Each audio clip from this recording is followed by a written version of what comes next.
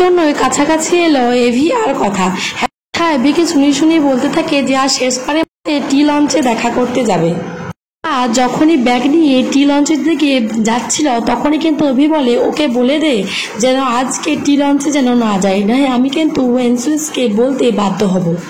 বলছে ও টি লঞ্চে যাচ্ছে বলে এভি সেখান থেকে চলে যায়। তারপরে তিমির, ঋতু, জুই আর নুপুর আসে আর কথা বলে আমাকে পাচক মশাই যেতে বারণ করেছে, ওদিকে তো দাভাই অপেক্ষা করে আছে। তখন নুপুর বলে তুমি একটা চিঠি লেখো আর সেই চিঠিতে বলে দাও যে হ্যারিকে আমার কাছে দেখা করতে হবে, দেখবে এভি নিজে রেগে পদে চলে যাবে টি লঞ্চে। তারপরে কিন্তু কথা একটা চিঠি লিখে দেয় আর সেই চিঠি লেখার পরেই কিন্তু চলে যায় কথা।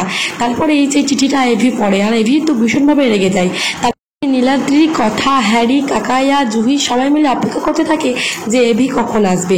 তারপরে কিন্তু হ্যারি ভীষণভাবে ভয় পেতে থাকে আর যখনই গাড়ির আওয়াজ শুনতে পায় তখনই হ্যারি উঠে দাঁড়ায় আর কিছু লাল রঙের কাচের চুড়ি নিয়ে আসে আর কথাকে পড়াতে লাগে আর বলে এগুলো আমি তোর জন্য এনেছি, দেখে খুব সুন্দর মানাচ্ছে। এই কথা শুনে কিন্তু আড়াল থেকে সবকিছু শুনতে থাকে এভি আর এভি এটা দেখে বোধ হ্যারি বলে চিৎকার করতে থাকে। তারপরে কিন্তু সেখান থেকে হ্যারি দৌড়ে পালিয়ে যায় আর কথাকে বলে যে তোকে আমি কি চুরি কিনে দিতে পারতাম না, যে তোকে হ্যারির কাছ থেকে চুরি করতে হচ্ছে, আমার স্ত্রীর গায়েও হাত দিচ্ছে, তারই খারাপ মতলবের ছেলে, ও খালি আমাদের এখানে টাকা চুরি করতে আর বউদিকে পালিয়ে নিজে থেকে তো এসেছে। তখন কাকায় বলে বউকে নিয়ে গেলে তো ভালোই হয়। তারপরে কিন্তু কথা বলে ও কিন্তু টাকার জন্য আসেনি, ওখানে ট্রেনিং করতে এসেছে।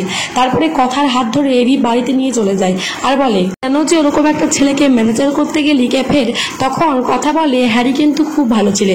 তারপরে কিন্তু এভি কথাকে হাতটা ধরে টেনে নিজের কাছে টেনে নেয় আর বলে হ্যারি হ্যারি আর হ্যারি, ওই হ্যারির নাম আর একবারও শুনতে চায় না। তারপরে কিন্তু কথাকে কাছে টেনে নেয়। তো বন্ধুরা তোমরা তো এটাই চাও যে কথা আর এভির মিল হয়ে যাক, এভি কথাকে জড়িয়ে ধরে যেন বলে যে কথা আমি তোকে ভালোবাসি। অবশ্যই কমেন্ট বক্সে কমেন্ট করে জানাও তোমাদের মতামত।